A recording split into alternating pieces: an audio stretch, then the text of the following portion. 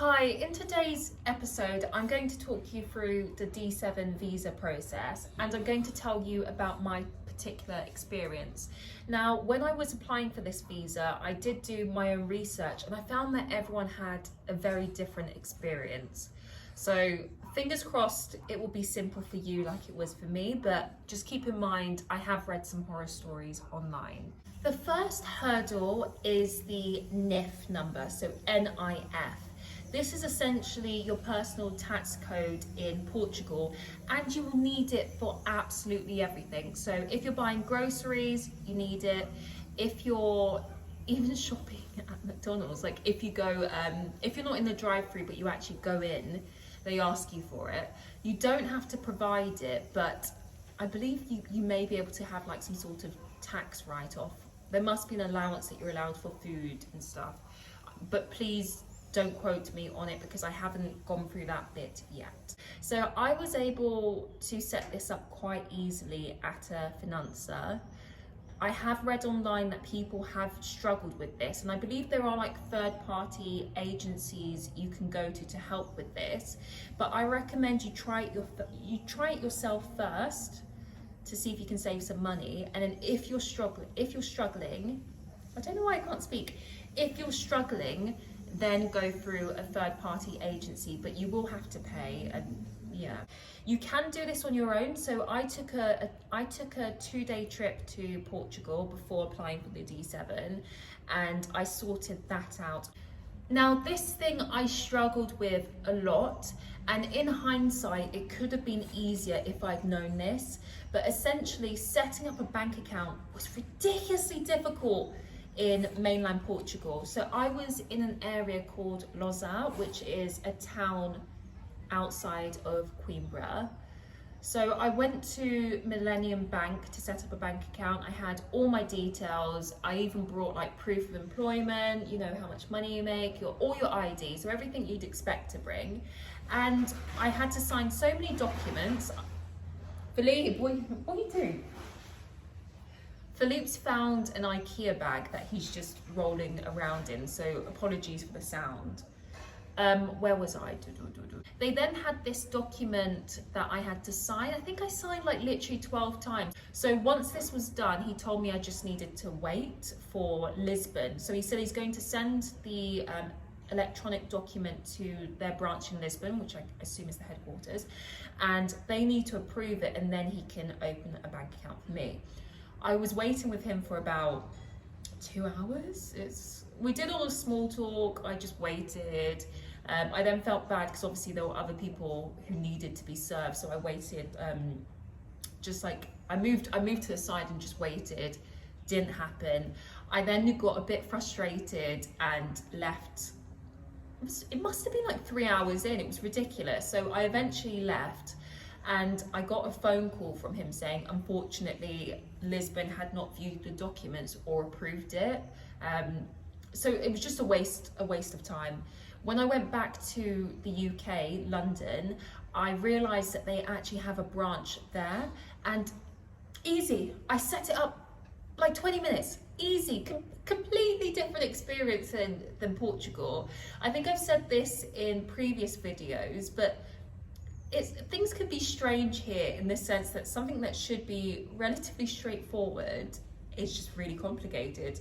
I think it's who you get and if they're confident, if they're confident in what they're doing. But a lot of times you get the wrong answer and you're just told to do things you don't need to do. I made a chicken curry. Now you've got this bank account, this Portuguese bank account, I would suggest that you put money in there. So you need to prove that you have more than the minimum wage in your bank account for a year. So at the time when I was applying, I think it was about 680 to like 700 euros. I put more than that because obviously I put the money that I intended to buy the house with in that account. The D7 is known as the retirement visa or even the nomad visa, but I have read stories online about people who were able to obtain it through having substantial savings. So if you don't fit the other requirements, but you do have enough money to To prove that you're able to support yourself for, I believe it was 12 months, then you may be granted the visa. Again, I'm sharing on what I found online and my personal experiences, but it can be very different for everyone. As I previously said, some people had a really difficult time applying for the visa. Believe.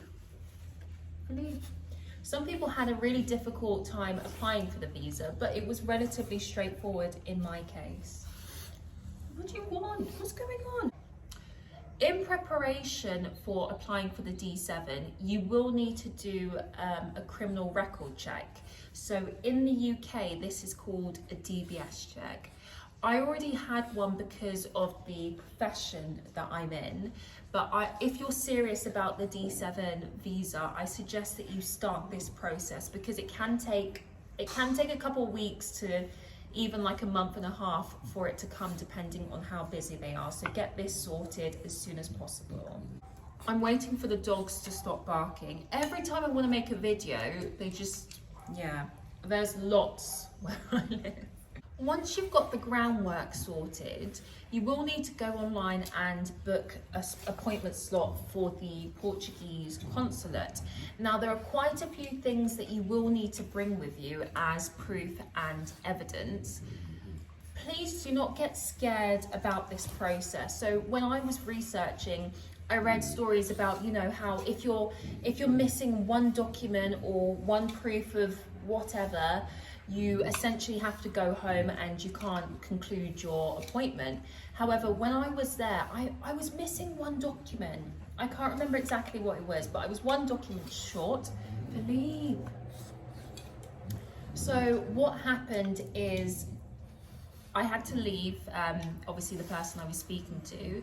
They have Wi-Fi and computers there and printers where you are able to print stuff and get documents, because I think it's fairly common, but they do charge you an arm and a leg for the privilege. I can't remember how much I paid, but I remember being pissed off because it was like three pages of, you know, paper. It didn't take me long to print, but I think, I want to say £8, but I don't have proof. I just remember being outraged. I should mention that in order to obtain the visa, you will also need health insurance and travel insurance. So I was able to cover this through my bank in the UK, but to be honest, I'm only covered for 6 months, so I did later have to get health insurance with a Portuguese provider. Travel insurance I don't need anymore now that I'm here. Things you will need to bring with you are your proof of identification. So passport, you need to have at least 6 months on this, so make sure it's not going to expire anytime soon. You need two passport size photographs of yourself. You need, let me check, so you need your supporting letter or declaration of why you want to move to Portugal. So in my case, I don't have any family here or anything like that, but I said how I'm very interested in the Portuguese culture. I'm in the process of trying to buy a house and I'm actively looking for properties on Idealista. I'd also contacted some estate agents, and at one point I was trying to get a mortgage, and I guess I did get a mortgage in principle, but I realised, so I wanted a mortgage for 150,000 euros to cover a house of that value, but I realised I'd be paying back about 320,000 euros. And I was like, no, that's not a very good decision. I will try and find, if anyone's interested, I will try and find the terms, but if I remember correctly, it was a 30-year mortgage, but I wouldn't be paying much. I think I was probably paying about 400. You know what? Don't quote me. I haven't got it in front of me, so I can't remember it. It was quite a few months ago now, but I was looking at that at one point. So anything like that, just put it in your statement. So after my appointment, I left my passport and everything with the Portuguese consulate.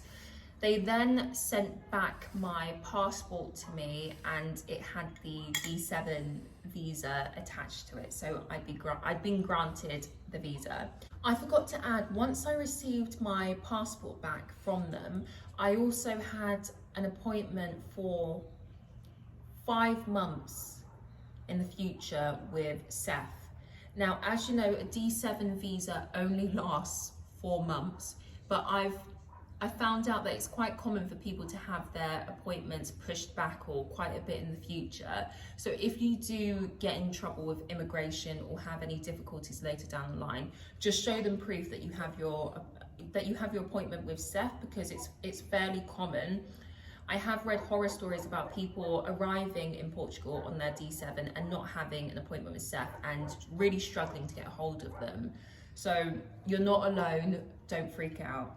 My meeting with Seth was actually in mainland Portugal. It was in Coimbra. Everything for me, just all roads lead back to Coimbra. I don't know why, but everything's just in Coimbra.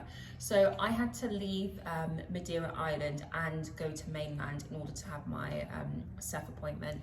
You don't need much for this appointment, so you've already sorted out your proof of earnings, your identification, everything like that, so please do not panic. I was told by my Seth officer that I would be given a 2 years temporary residence permit, which is what I currently have. Remember, the D7 only lasts for 4 months. After that, you do need a temporary residence permit or something of that nature. So my permit lasts 2 years and then it needs to be renewed.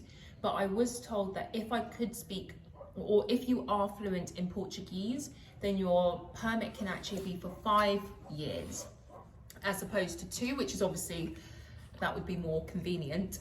But I'm sure you've seen from my previous videos that my Portuguese is awful and it's really bad, but I don't have confidence in my ability, so I'm not going to be getting that five-year temporary permit anytime soon. But the main takeaway from this is, please do not be overwhelmed by the process.